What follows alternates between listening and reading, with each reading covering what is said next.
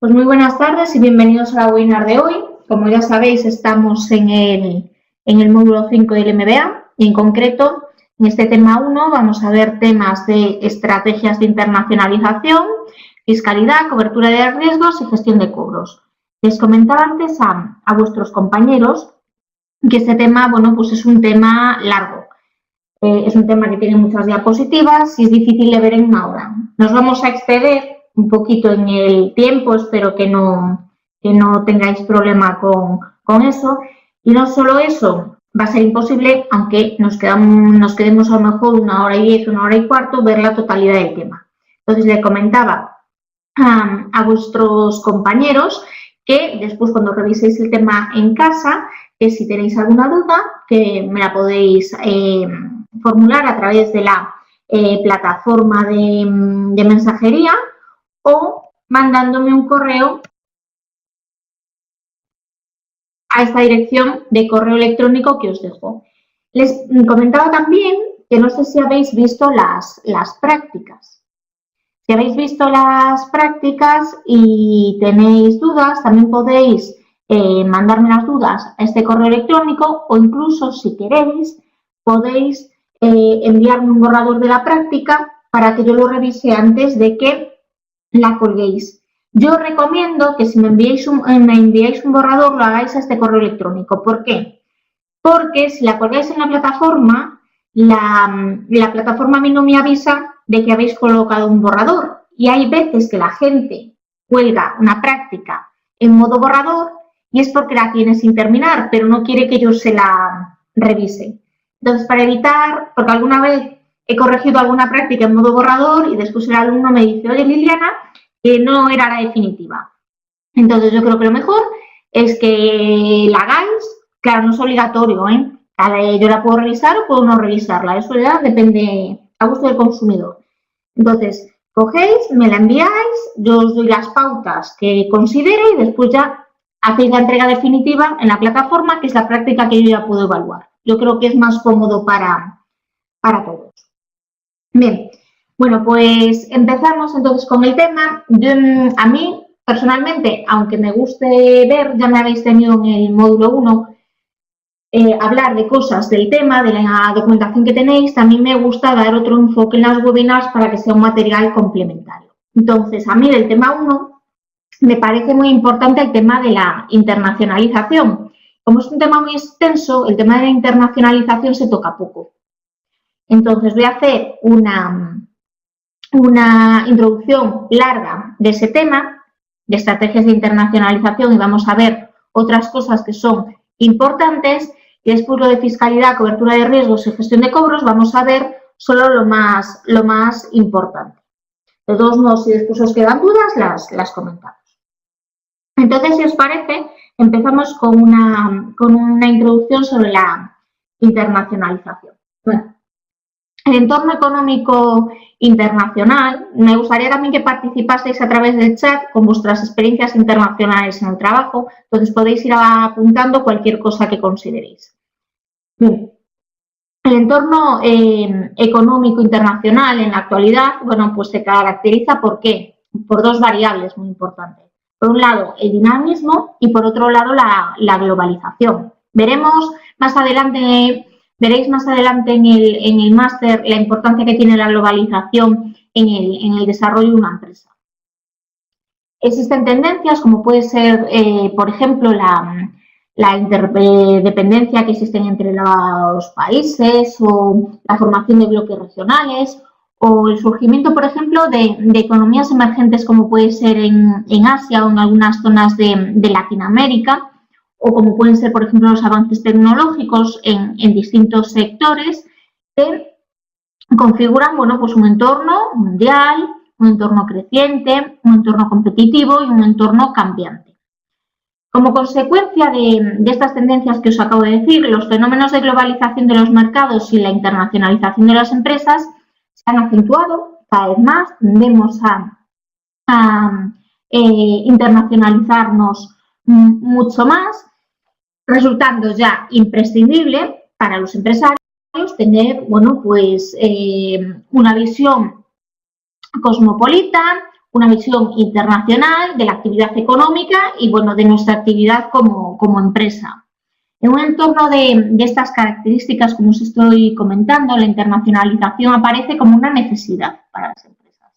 Vosotros me comentaréis, pero bueno, yo os cuento mi caso personal. Yo soy ingeniera de caminos y llevo 9 años trabajando en la misma empresa y nos dedicamos a las energías renovables. Con el tema del problema que hemos tenido con las primas, había parques eólicos que ya estaban dados con unas condiciones de prima para la venta de energía. Después esas condiciones cambiaron y muchos de los que ya nos habían adjudicado pues dejaban de ser rentables sin esa prima.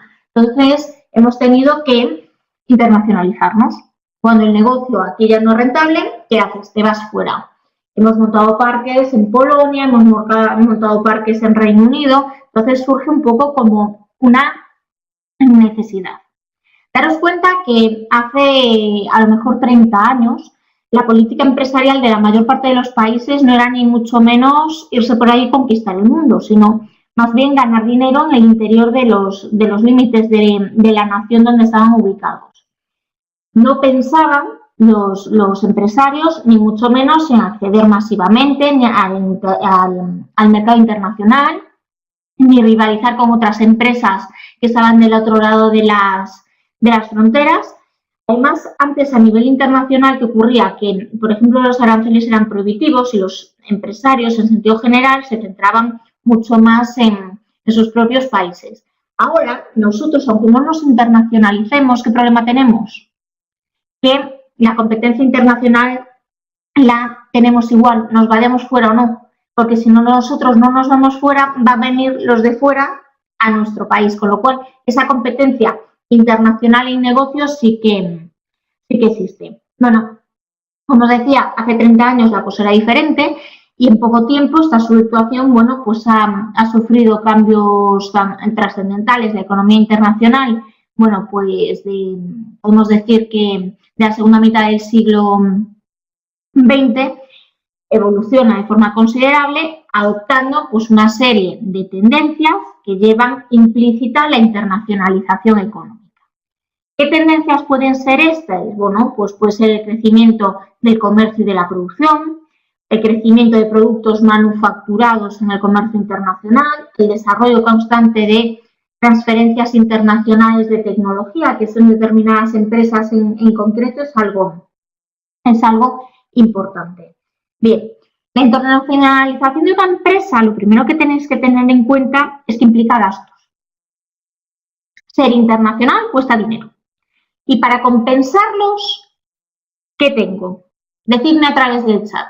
¿Qué puedo tener yo? ¿Qué me compensa a mí esos gastos de la internacionalización? Solo hay una cosa que me la compense. ¿Se os ocurre alguna cosa? A ver, está Pedro escribiendo. Conseguir cuota de mercado. Sí, al final el dinero es el dinero.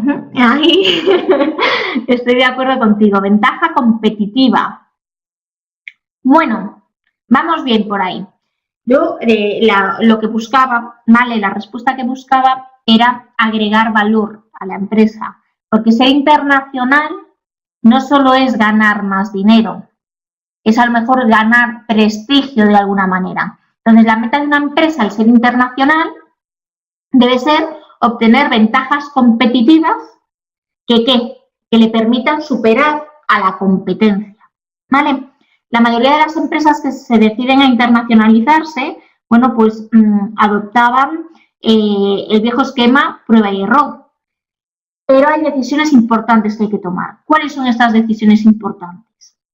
¿Qué mercados y cuántos mercados abordar? ¿Cómo entrar en ellos? ¿Qué tipo de organización debe tener mi empresa en el país al que voy? ¿Vale? Son decisiones que son incrementales, que requieren de un análisis riguroso de índole estratégica. Bien, muchas veces, ¿qué ocurre? Imaginaros que yo tengo una empresa y vendo ropa, ¿vale? Una cosa parecida a Zara, pero le ponemos otro nombre. Bien, ¿qué ocurre? Yo puedo ver cómo se ha ido internacionalizando Zara. Pero ¿qué ocurre? Yo a lo mejor no puedo coger y adoptar el mismo esquema de internacionalización que ha tenido el señor de Inditex. Porque el señor de Inditex, uno, es un monstruo de empresa, una empresa enorme. Y después hay otra cosa. El señor de Inditex empezó a internacionalizarse a principios de los 80. Yo, si me quiero internacionalizar hoy, no voy a poder utilizar el mismo esquema. Entonces, ¿qué ocurre? Uno de los principales problemas que tienen las empresas es que miran en la competencia cómo lo han hecho, pero el tiempo en el que hacemos estas cosas tiene mucha importancia. Y no es lo mismo internacionalizarse hoy, internacionalizarse mañana. Bien, entonces vamos a ver ahora, vamos a seguir viendo cosas de internacionalización. ¿Alguna duda hasta aquí? ¿Dudas? Vale, contadme mientras yo sigo escribiendo, o sea, sigo comentando, contadme si vuestra empresa es internacional y a qué os dedicáis y cuándo se ha internacionalizado. Y lo vamos comentando. A ver, por ejemplo, Cristian, que ahora está escribiendo.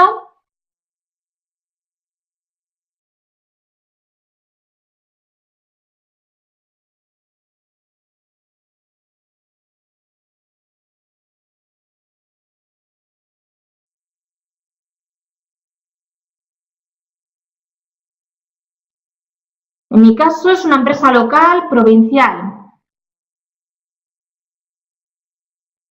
Sí, Cristian, todas estas se pueden utilizar. ¿Qué pasa? Que dependiendo de tus características como empresa, de tu tamaño, de la situación, no nos van a servir todas.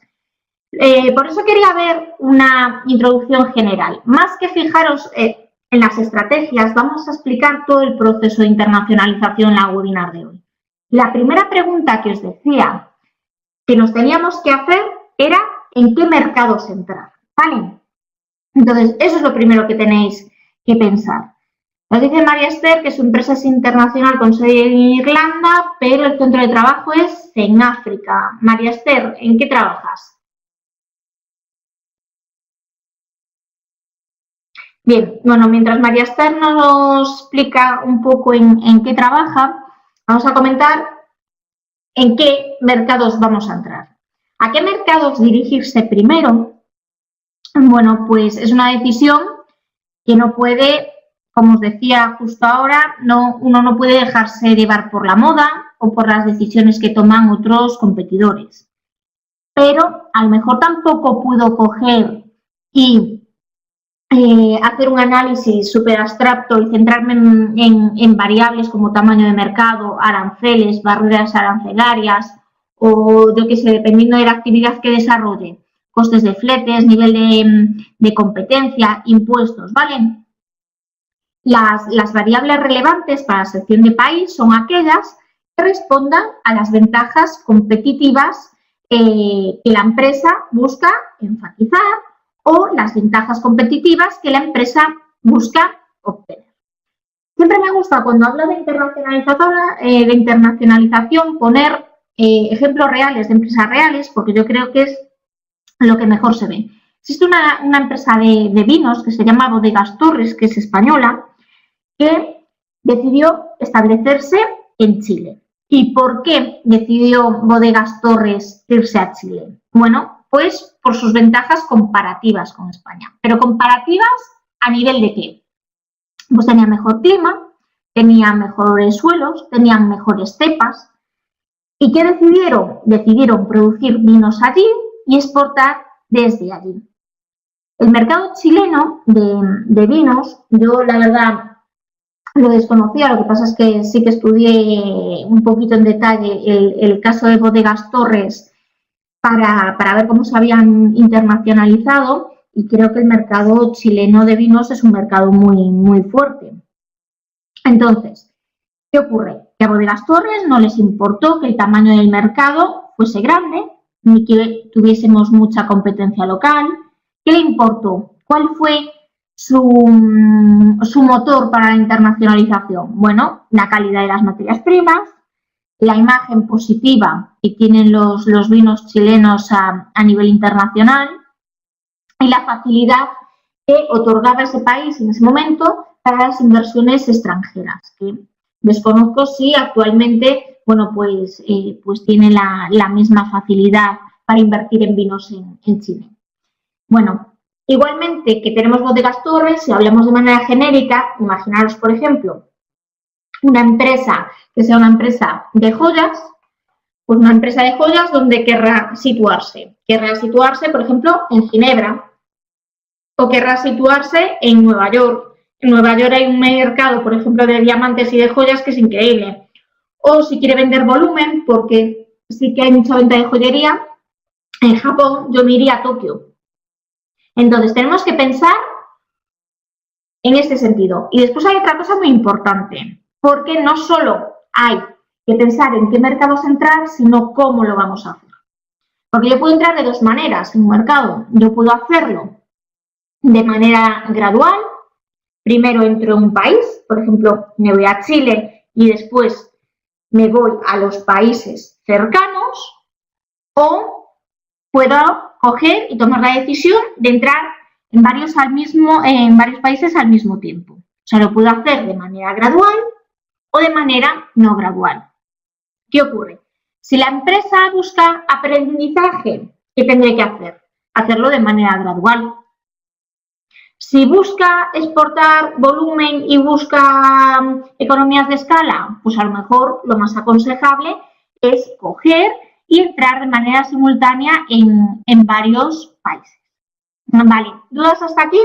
Os he ido leyendo, aunque no he comentado nada porque si no se me iba la idea. De todos modos, cuando terminemos la webinar, no os preocupéis que reviso todo lo que habéis escrito.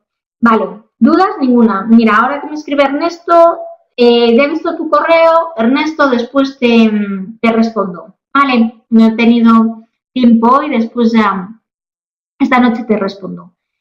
Bien, entonces, primera pregunta resuelta, que era ¿en qué mercados entrar y cómo entrar? ¿Cuál era la segunda pregunta? ¿Os acordáis? La segunda pregunta era ¿con qué estrategia de mercado? Existen muchas estrategias diferentes para incurrir de manera económica o de manera comercial en un país. Yo puedo hacerlo exportando, puedo tener una inversión directa, un joint venture, licencias, franquicias, contratos de administración y de producción, miles de maneras. Pero desde el punto de vista de la estrategia hay tres aspectos que son fundamentales. El primero es las condiciones de la base de operaciones donde está localizada la empresa. La empresa está siempre influenciada por su base de operaciones. ¿Vale? Mi empresa, aunque estemos por ahí desperdigados, yo por ejemplo la semana pasada estuve en Praga y estuve en Suiza viendo unas plantas de biogás, mi sede está aquí en España. La estructura, bueno, pues la estructura de la empresa y los valores de mi empresa están acorde pues, con lo que tenemos aquí en España. Independientemente del centro donde independientemente de que estemos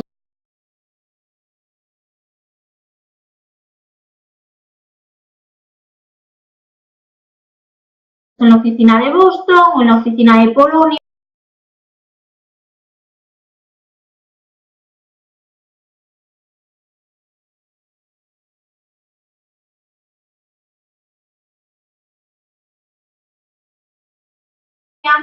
Bueno, entonces una empresa siempre está influenciada por su base de operaciones. Las condiciones del área, tanto condiciones como pueden ser condiciones específicas como globales, la dinámica de la industria y del resto de las empresas con las que se relaciona son elementos entonces que son primordiales, ¿vale? A la hora de afrontar la internacionalización. Una empresa difícilmente... Chicos, ¿me escucháis bien?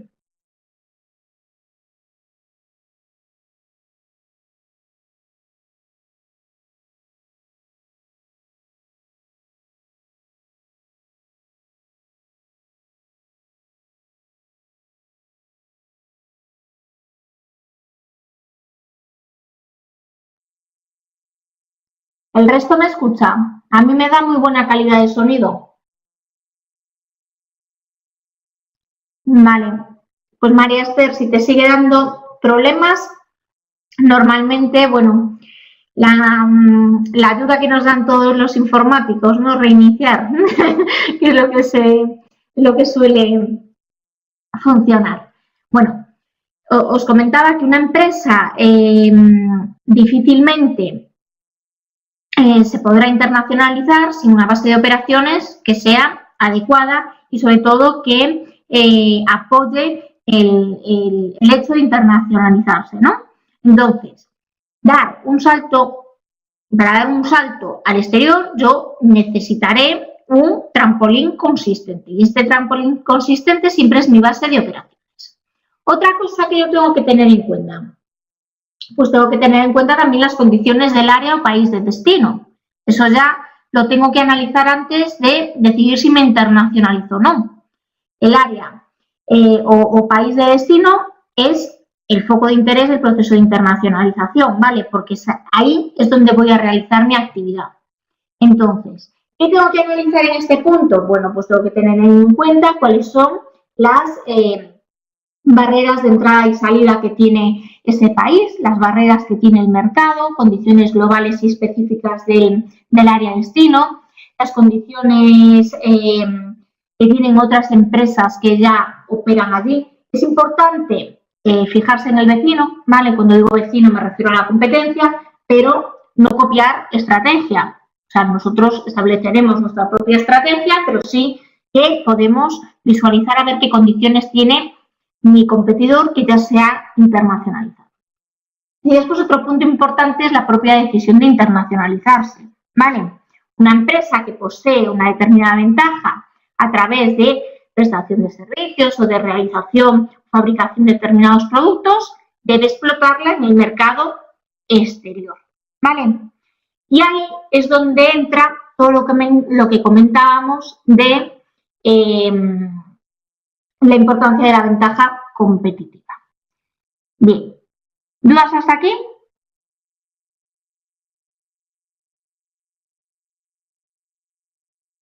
Bueno, ahora vamos a entrar en un tema importante.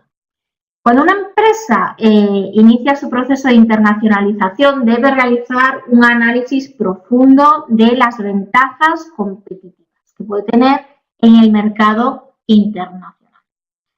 ¿Qué ventajas competitivas estándar podemos tener, ¿vale? sin aplicarlo a ningún tipo de empresa en concreto? Bueno, eficiencia, flexibilidad, aprendizaje, prestigio, acompañamiento de clientes. Os sonará raro el acompañamiento de clientes, pero lo vamos a ver en detalle porque me parece un tema interesante. Vamos a empezar por orden. Empezamos, por ejemplo, si os parece, por la eficiencia. Bien. ¿Alguien me puede decir a qué me estoy refiriendo?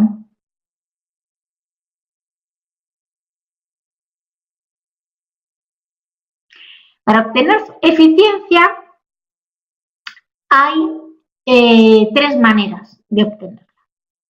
Con ventaja comparativa, con economía de escala y con sistemas propios. ¿A qué me refiero con ventaja comparativa? Las ventajas comparativas nos permiten hoy enfrentar el comercio internacional con una ¿cómo os diría? Posición, ¿vale? Competitiva fuerte, pero permiten explotarlas a nivel mundial y ofrecer eficiencia a mi empresa. ¿Qué ocurre con las economías de escala? Las economías de escala, todos sabemos lo que es, lo podemos definir así brevemente como el ahorro de costes de producción de un bien o un servicio o disminución de costes fijos, ¿vale? Porque ganamos en volumen, por ejemplo. Bueno, pues son una importante fuente de eficiencia y de competitividad también a nivel internacional. Por eso, os comentaba que si lo que realmente queríais era economías de escala, deberíamos entrar en varios países al mismo tiempo, varios países cercanos. Bien, ¿qué ocurre? Teníamos por un lado eficiencia, por otro lado tenemos flexibilidad. las empresas pueden alcanzar una mejor posición competitiva al ganar flexibilidad con esta expansión internacional. Cuando hablo de flexibilidad, ¿a qué me estoy refiriendo? Bueno, yo puedo obtener flexibilidad diversificando. Si yo diversifico a nivel el riesgo geográfico, porque no solo dependo de un solo mercado, este riesgo disminuye el riesgo en mi negocio.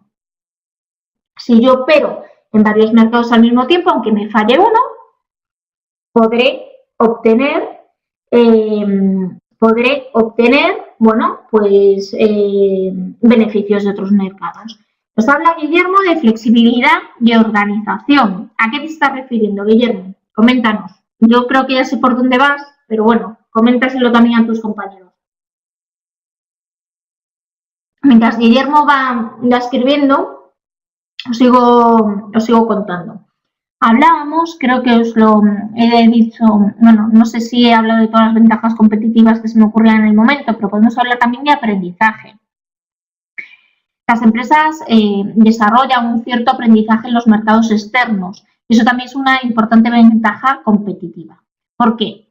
Porque en el exterior siempre conoces nuevas ideas, innovaciones sobre productos, servicios, innovaciones en distribución, en marketing, en publicidad. ¿Vale? Entonces, compitiendo allí, también aprendemos. Bien, prestigio. Que hablabais, creo que era Ernesto antes que me hablaba de prestigio. Para una empresa, ser internacional le agrega prestigio y valor. ¿De cara a quién? Siempre de cara a nuestros clientes. ¿Por qué? Porque nuestros clientes van a apreciar aquellos productos ya referenciados en los mejores mercados. Vale, tal y como os comentaba, bueno, pues vuestro compañero Guillermo hace referencia a la descentralización en la toma de decisiones. Veremos, no sé si lo veréis conmigo o lo veis, quiero que lo veis conmigo, en el tema de la gestión internacional de recursos humanos. Vais a ver temas de centralización y descentralización y la importancia que tiene. Pero bueno, eso lo veremos en su momento. Bien. Acompañamiento de clientes. ¿Ahí me puede decir a qué me estoy refiriendo?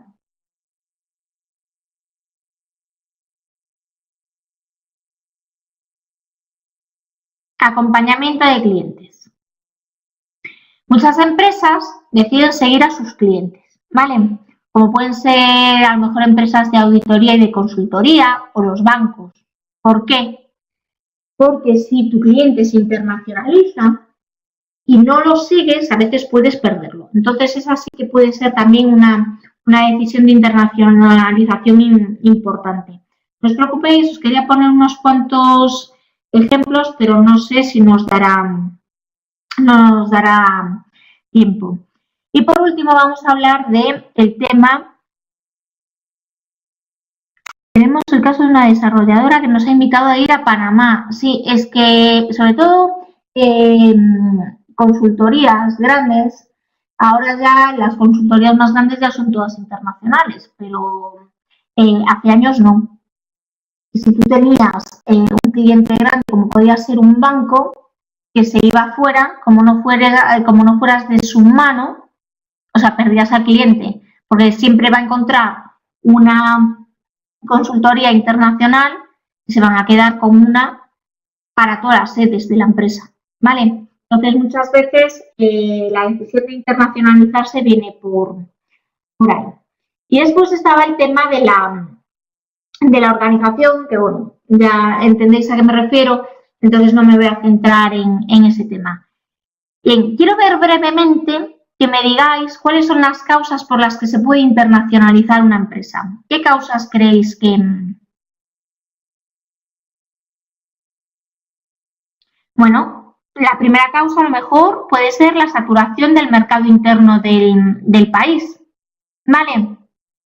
Imaginaros que estoy viviendo en un país que tiene una tasa de crecimiento de población que hace pensar que la demanda pues no va a crecer al ritmo deseado. Entonces, muchas empresas pueden internacionalizarse.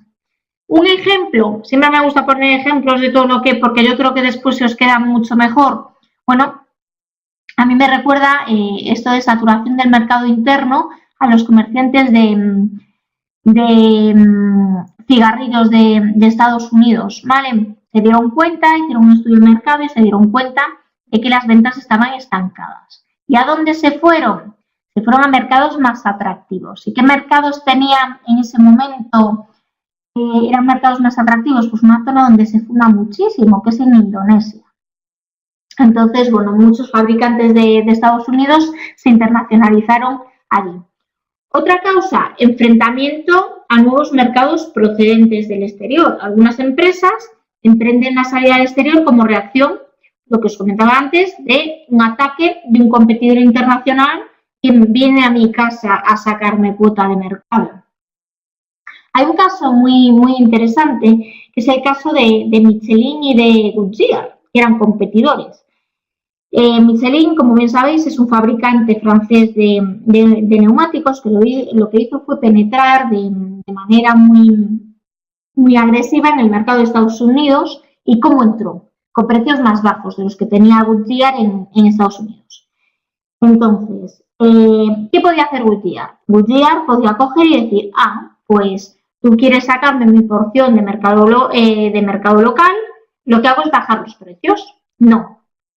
Goodyear contraatacó de otra manera, que fue atacar agresivamente el mercado francés. Y ahí Michelin sí que notó una bajada muy importante de sus ventas. Entonces, el enfrentamiento a nuevos mercados procedentes del exterior puede hacer que tú te internacionalices. Bien, otra causa, búsquedas de mercados menos competitivos o una etapa diferente del ciclo de vida o del producto o del servicio. Aún no habéis visto cosas de gestión de proyectos, las veréis conmigo en el siguiente módulo, que es un módulo que para mí es de los más interesantes que tiene el MBA, porque le vais a sacar rendimiento. Todo producto o servicio, todo proyecto tiene un ciclo de vida, ¿vale? Inicio, planificación, ejecución, control y cierre. Entonces, en el caso de que un producto en nuestro país de origen ya ha llegado a madurez, se enfrenta a muchos competidores. Algo que ya esté muy trillado en nuestro país va a tener mucha competencia. Y no solo eso, la tasa de crecimiento del mercado va a ser muy baja. Entonces, ante esta situación, yo lo que puedo es exportar a otros países donde el producto aún no sea muy conocido. ¿Esto qué ejemplo se me ocurre? Pues dejadme pensar un segundito. Por ejemplo, Gillette. Vale, Gillette, la de las maquinillas de doble filo para afeitar.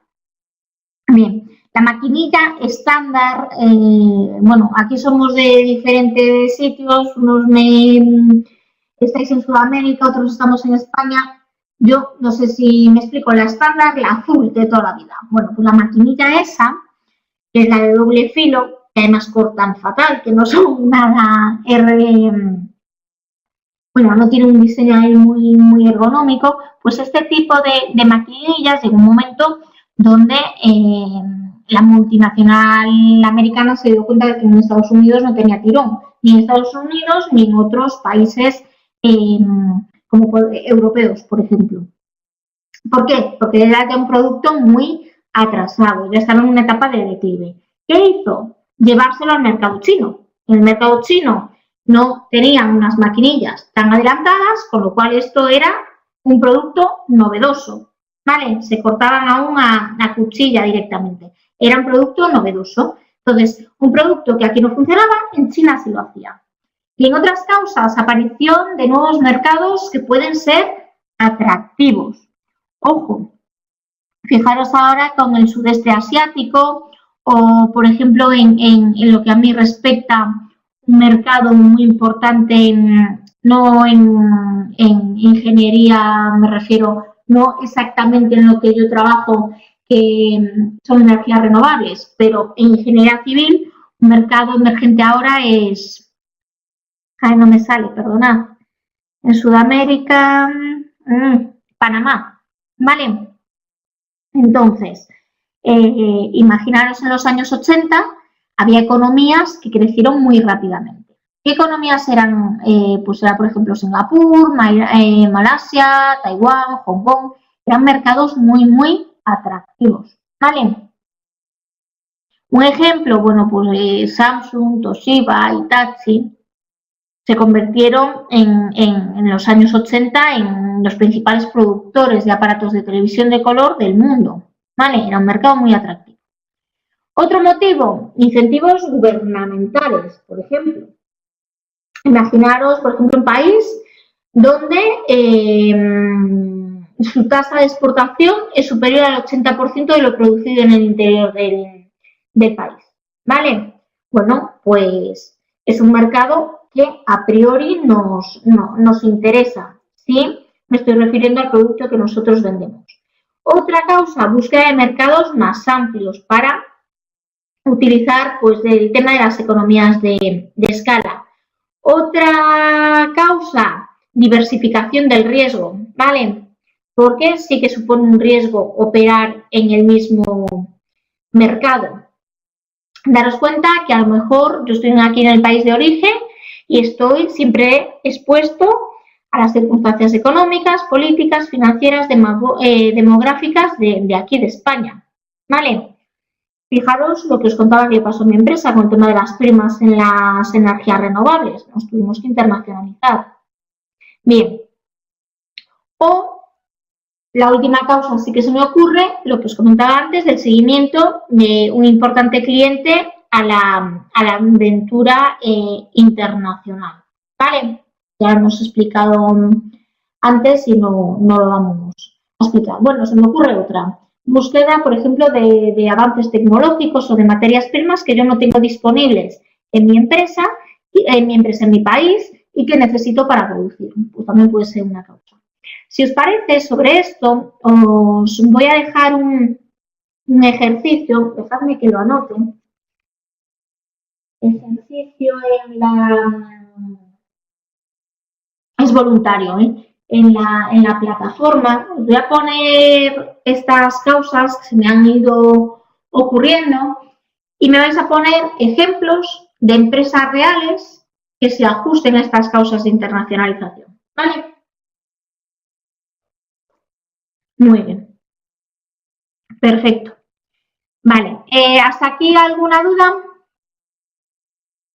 Bueno, nos hemos dilatado un poquito con el tema de la internacionalización, porque yo os había comentado que bajo mi punto de vista es de lo más importante que tiene este tema y estaba en la teoría del tema poco tratado. Sí, Ernesto, no te preocupes porque lo que os comentaba es que es imposible ver las 47 diapositivas en una hora. Nos vamos a quedar más de una hora, pero es imposible verlo todo porque es un tema enorme. Entonces, como el tema de internacionalización estaba poco tratado en el tema y me parece que es un tema importante porque no vais a ver nada más de internacionalización en el MBA, me parecía que era importante tratarlo más ahora y la documentación no dejáis, la tenéis en la página web, el resto. Entonces podéis descargarla, leerla y si hay algo que yo no he explicado en la webinar podéis consultármelo escribiéndomelo al correo electrónico que os he dejado antes. De todos modos, al final de la práctica de la webinar os lo volveré a dejar. Bien, fijaros aquí que tenemos los Incoterms y el código aduanero. Comercio internacional implica un contrato y un acuerdo sobre las condiciones del exportador y que el exportador y el importador deben cumplir. Bien, ¿qué son los Incoterms? Los Incoterms proporcionan una serie de definiciones que son internacionalmente aceptadas y son normas sobre la interpretación de las condiciones comerciales. ¿Vale? Nos dan obligaciones, nos dan costes, nos hablan de riesgos asociados a la entrega de los bienes que queremos recibir. Los que envía uno y los que recibe el otro. Pero porque estos Incoterms no constituyen ningún contrato ni están basados en ninguna legislación aplicable al contrato que nosotros efectivamente no tienen valor jurídico, ¿vale? Simplemente es algo que está internacionalmente aceptado. No nos vamos a centrar en verlos todos porque están muy bien explicados y me parece una tontería irlos viendo uno a uno. Entonces los voy a pasar y vamos a ver el riesgo país. ¿Alguien me puede decir qué es el riesgo país? Tenéis, yo creo que hay una pregunta en la práctica que os he dejado. Tengo varias prácticas para este módulo y ahora exactamente no recuerdo cuál os he dejado a vosotros. Es una práctica sobre Inditex, la vuestra, puede ser que sí. Que tengo varias, las voy cambiando. Sí, me dice, vale, bueno, pues tenéis una pregunta, creo que sobre, me dice Ernesto, que es el riesgo que tiene una empresa para no cobrar, solo eso. Los problemas que pueden aparecer durante la entrada por cobrar, creo que decía Ernesto. A ver qué nos dice Guillermo.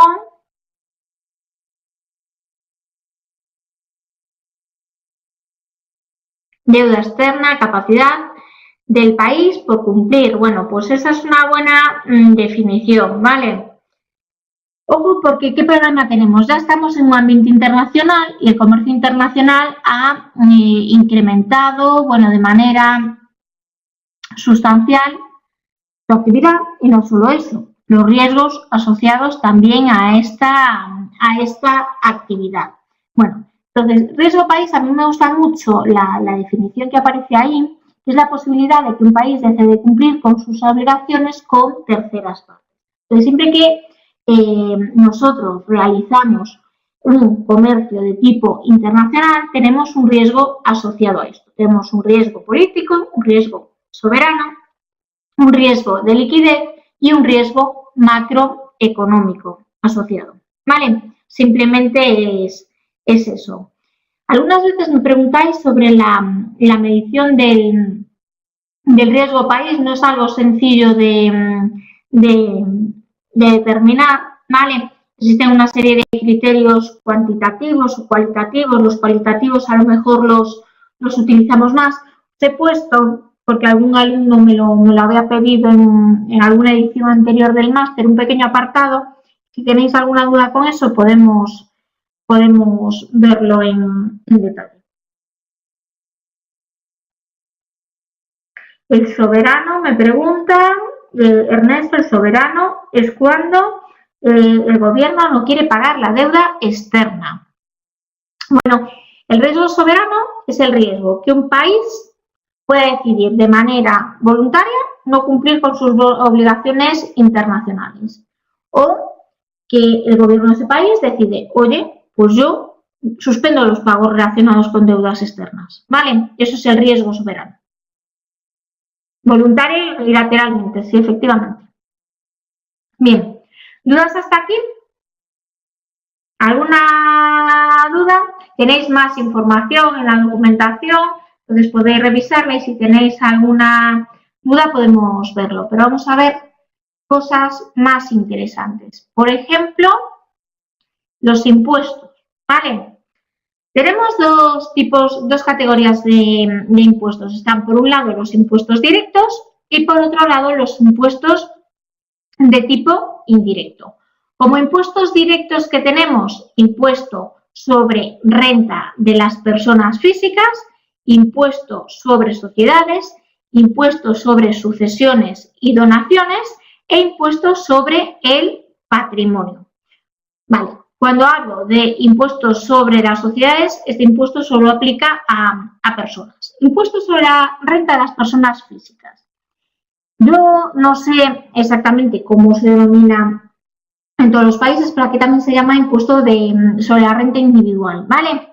¿Y cómo se calcula este impuesto? Bueno, se basa en los ingresos de las personas como el resultado del beneficio que obtienen con su actividad, ¿vale?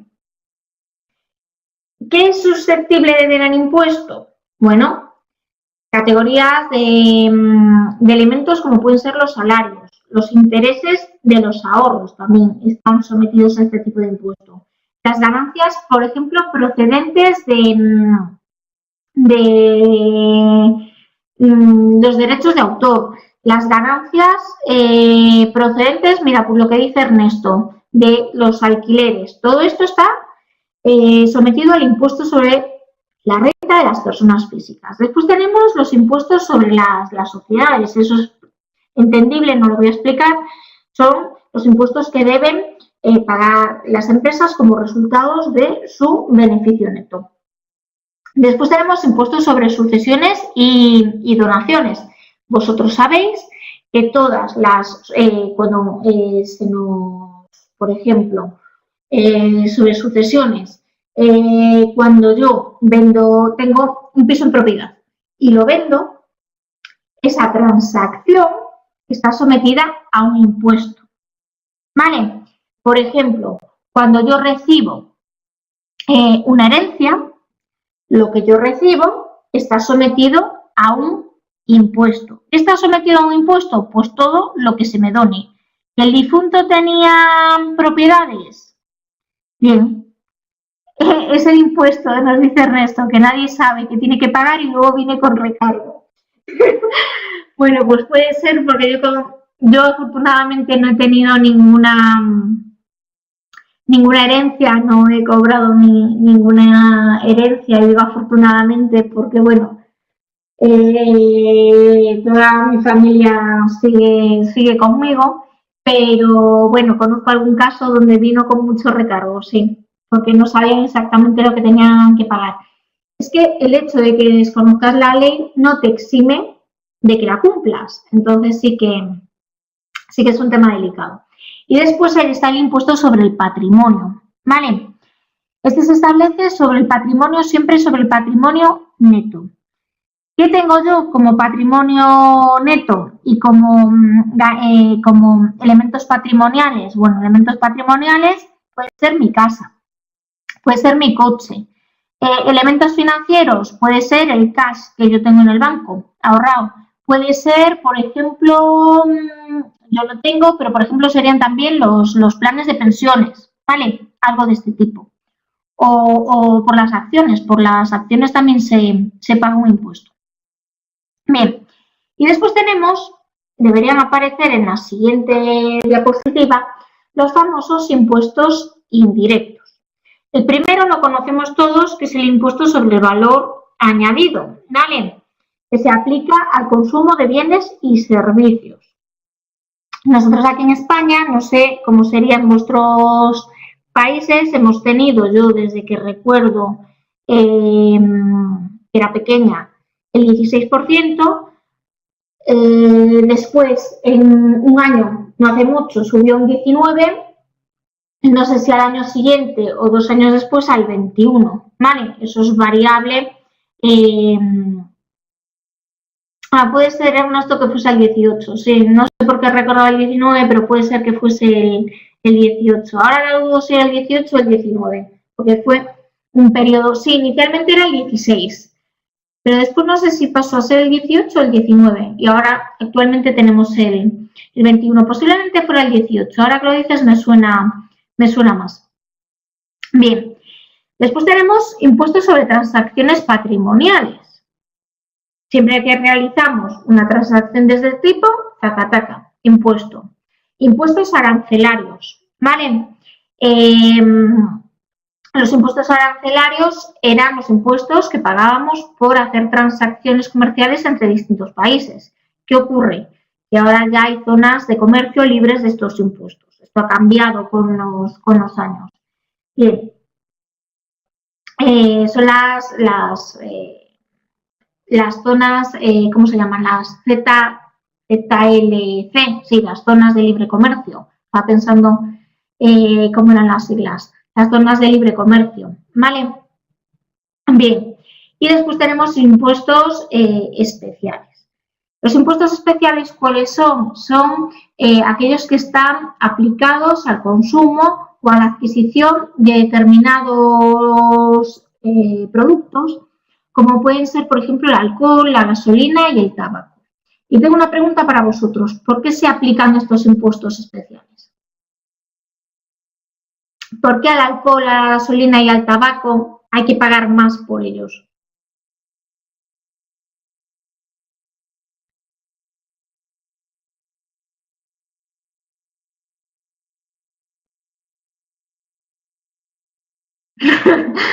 Porque no se escapa ni Blas, vale. Y una, y una contestación un poquito más elaborada.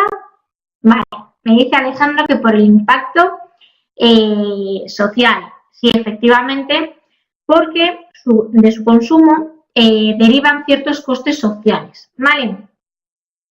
Entonces, se supone que va a haber una serie de gastos sanitarios relativos, relacionados con las enfermedades que nosotros adquirimos al consumir estos bienes, al consumir alcohol, al consumir tabaco, ¿vale? Bien, ¿dudas hasta aquí?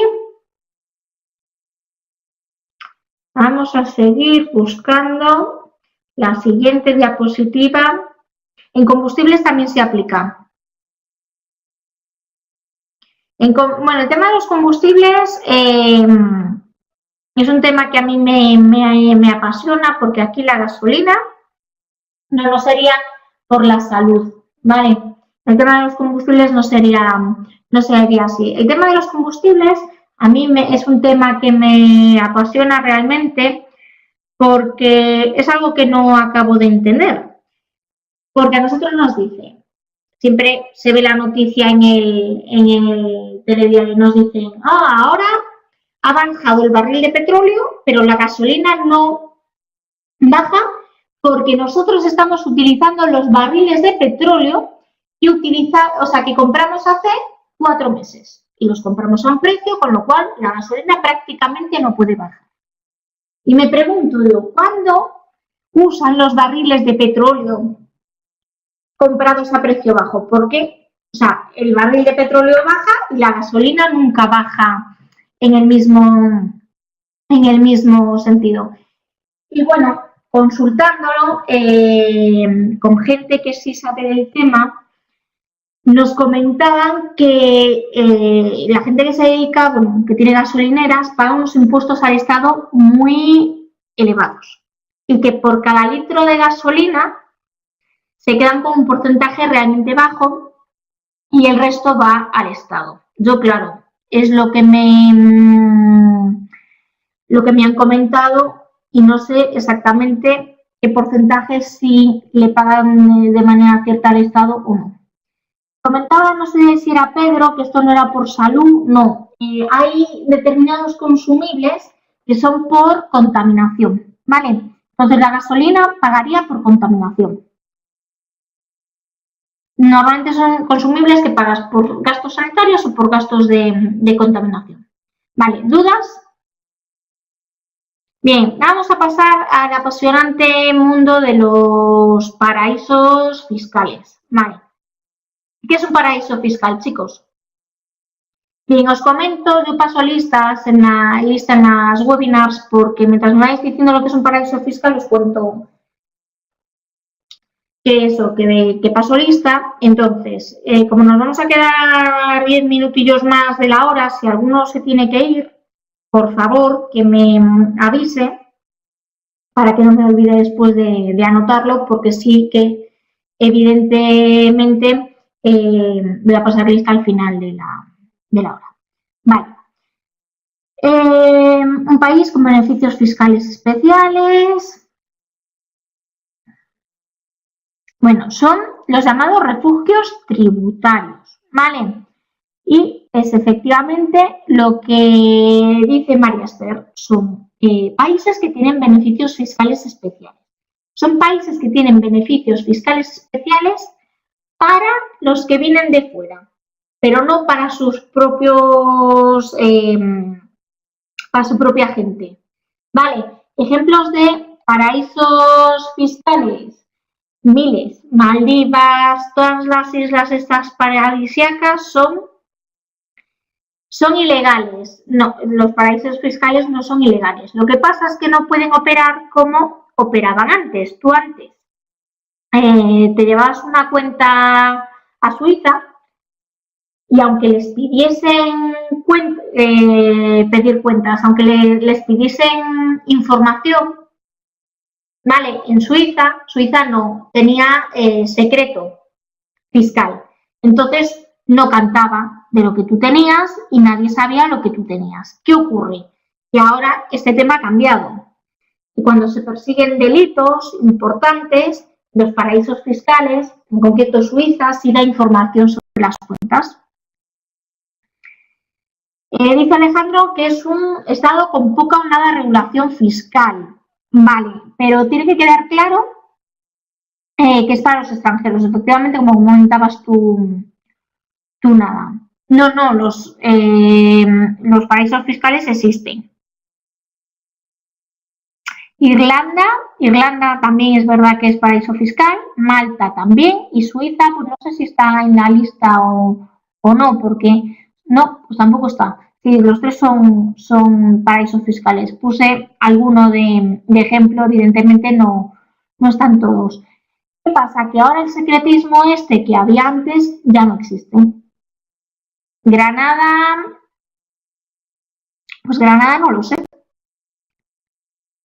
Granada no lo sé.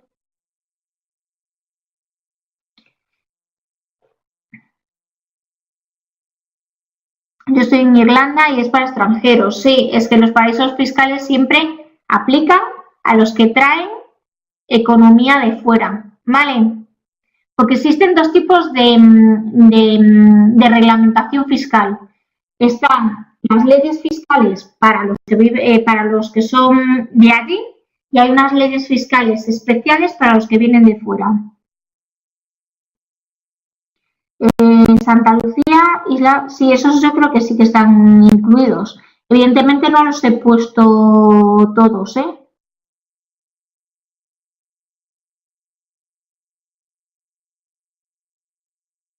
Ah, vale, Granada en el Caribe, vale, sí. Sí.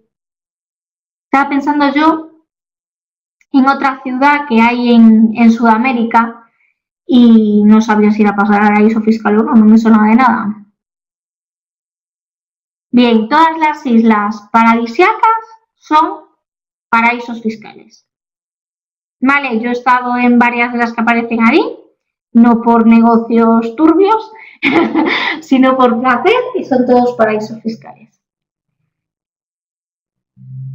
Sí, efectivamente lo que dice Alejandro.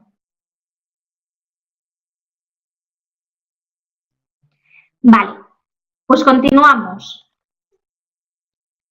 Vamos a ver, optimización fiscal. Quería ver una cosa en concreto. Vale, las categorías de riesgos.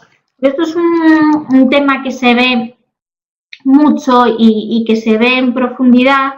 Y vemos esto y si os parece terminamos. Bueno, voy a echar un vistazo a ver si hay alguna cosa más importante y si no ya terminamos. Es un tema que se ve bastante en detenimiento, por ejemplo, en el máster de gestión de proyectos, en el módulo de internacionalización, y por eso me gustaría también verlo con vosotros, porque es un tema interesante. Bien, cuando nos dedicamos al comercio internacional vamos a tener riesgos económicos y riesgos políticos. ¿Qué riesgos importantes tenemos? El riesgo del tipo de cambio, riesgo del tipo de interés, riesgo por incumplimiento por parte del deudor y riesgo del mercado de capitales. Os voy a contar aquí, hablando de riesgos y de gestión, bueno, estos son riesgos económicos, pero lo voy a relacionar con el tema de la gestión de riesgos de los proyectos. Y eso lo voy a asociar al riesgo del tipo de cambio. Os voy a contar una experiencia personal que yo he tenido. Bueno, la empresa donde yo trabajo, nosotros fabricamos nuestro propio aerogenerador de media potencia. Lo fabricamos en España y lo comercializamos. Bueno, con el tema de la crisis y bueno, aquí había bastante competencia, se decidió por estrategia ir a Inglaterra. nuestro aerogenerador, el mismo, en Inglaterra, era muchísimo más cara la máquina. Y a nosotros nos salía muy bien de precio fabricarla aquí en España, transportarla en barco hasta Inglaterra y colocarla allí. Y éramos muy competitivos. ¿Qué ocurre? Llega el tema del Brexit. Y yo no sé si os acordáis, pero esto sería un domingo. Al día siguiente, si mirabas la bolsa, la libra había caído muchísimo con respecto a al euro. Vale.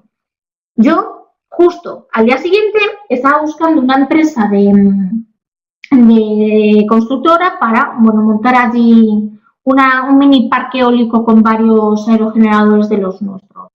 ¿Qué pasa? Que hacer el mismo trabajo para un parque eólico aquí en España o en Inglaterra, hacer lo mismo que en España supone mucho más dinero. Vale, todo es más caro, el hormigón es más caro, la excavación es más cara, todo es más caro. ¿Qué ocurre? Que yo ese lunes pedí precios y a los 2 o 3 días, como siempre trabajo con las mismas empresas, me llegaron y con el cambio libra-euro, pues yo estaba contenta porque eran presupuestos mucho mejores que los que teníamos habitualmente. ¿Qué ocurre? Si yo hago un registro de riesgos para mi proyecto, colocar aerogeneradores en Inglaterra, yo no sé si sabéis mucho o poco de gestión de riesgos, pero os explico una cosa. Un riesgo es un evento incierto que puede ocurrir o no. En caso de que ocurra y tenga un efecto positivo en mi proyecto, se denomina oportunidad. Y si ese riesgo se materializa y tiene un efecto negativo en mi proyecto, es una amenaza. ¿Por qué os explico esto? Porque todo el mundo, cuando le hablas de riesgos, piensa en algo malo. Y no tiene por qué ser necesariamente así. Puede ser también una oportunidad. Entonces, fijaros, yo siempre hago un registro de riesgos porque yo gestiono mis proyectos según la metodología PMI y uno de los riesgos identificados claramente es el riesgo de tipo de cambio, que pueden hacer variar bastante los presupuestos. Bien, pues eso se había convertido para mí ese lunes o ese miércoles cuando recibí las ofertas en una oportunidad. ¿Qué ocurre? Que lo que para mí era un motivo de alegría, ¿qué ocurre? Que para el departamento comercial de mi empresa estaban todos mosqueados con la baja de la libra. ¿Por qué? Porque el precio de la máquina era más competitiva cuando la libra estaba alta con respecto al euro. Cuando la libra bajó tanto con respecto al euro, nosotros éramos menos competitivos vendiendo la máquina. Yo estaba muy contenta, pero fijaros que el mismo evento puede ser para unos una amenaza y para otros una oportunidad. ¿Vale?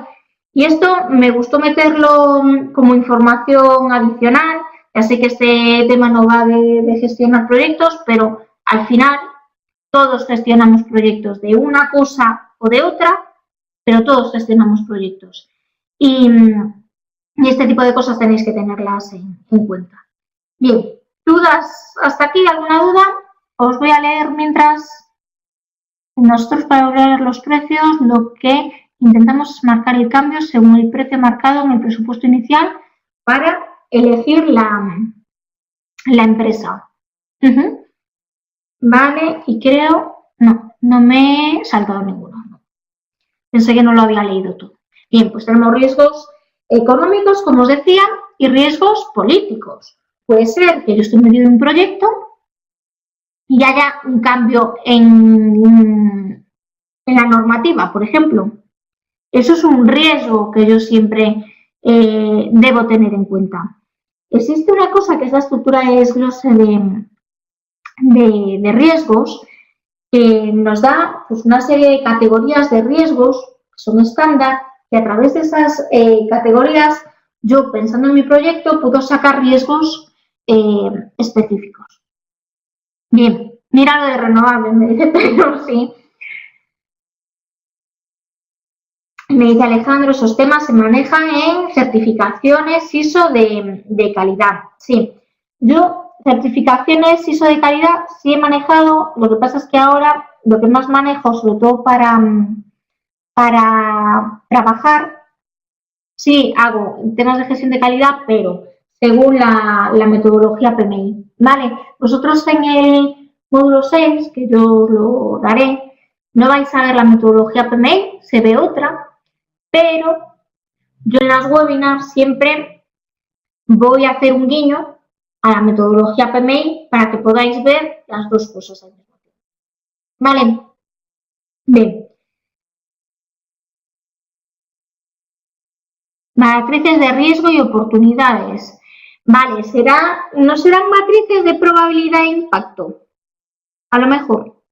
Porque todo riesgo se puede valorar de manera numérica a través de una probabilidad y de un impacto. ¿Vale? Se hace una matriz de severidad. A lo mejor la ISO le llama de otra manera. Y sí que se llaman matrices de riesgo y oportunidades. En el PMI, lo que tú dices son matrices de probabilidad e impacto. ¿Vale? Bien, no os preocupéis porque de esto hablaremos en el próximo módulo. Otros riesgos políticos, la inestabilidad o la agitación política, o los embargos comerciales o las nacionalizaciones, ¿vale? De eso hemos tenido en Sudamérica, ha habido varias empresas españolas que operaban allí que han sufrido esto, o restricciones en las actividades o en el comercio, ¿vale? Son riesgos que hay que tener en cuenta. Bien, dejadme echar un vistazo. Esto es en concreto, si hay algo que se nos quede perdido, no, que sea importante, vuelvo para atrás.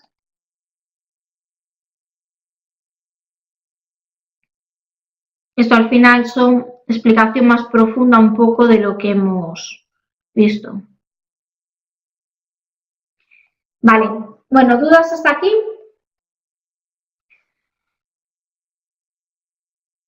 Bueno, pues mientras me vais escribiendo, no os desconectéis, por favor.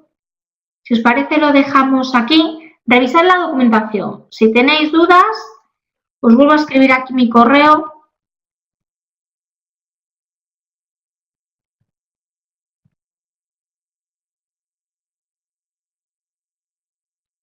Vale, ¿el caso práctico es individual o es grupal?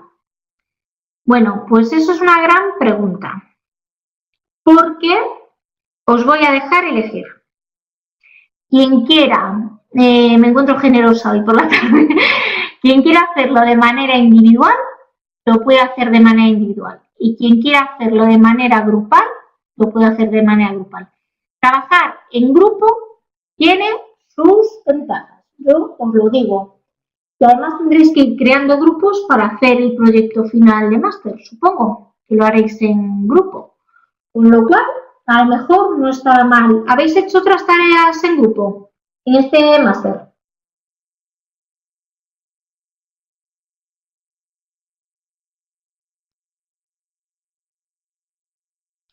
Vale. ¿Y cómo preferís hacerlo? Que ahora si hacemos una encuesta aquí y sale que preferís hacerlo, por ejemplo, en grupo, claro, también es un poco injusto para los que no han venido a la webinar. Entonces yo creo que lo mejor y lo más justo para todos es que vosotros decidáis cómo quieres hacerlo. Pero la coordinación os viene muy bien. Daros cuenta que ahora las empresas son internacionales, entonces nos reunimos por Skype. Mi grupo está cerrado, no podemos. Ernesto, Urios, Fabiola, Guillermo, Isabel, Javier, que había apuntado antes el apellido, creo que era Figueroa, Jonathan. Ya os voy conociendo porque ya os he tenido en otro módulo y ya me van sonando todos los nombres. Y Pedro Alonso. Vale. Bueno, entonces vamos a hacer una cosa, si os parece. Vamos a coger y yo mañana os abro un hilo. María Esther, sí te he nombrado, sí. Estás apuntadísima. Vale, me alegro de que puedas asistir. Mira, vamos a hacer una cosa. Yo os voy a abrir un hilo en el foro. Os voy a poner que se puede hacer de manera grupal y de manera individual. Y vosotros elegís cómo lo hacéis. ¿Que queréis hacerlo de manera grupal? Me enviáis los grupos. Por ejemplo, pueden ser de hasta 4 personas, 5. Carlos Eduardo, pues no te he nombrado. Ah, sí, no te he nombrado, pero te he apuntado. No te preocupes, Carlos. Sí, Alejandro también, estáis todos anotados. Bien, pueden ser de 4, 5 personas.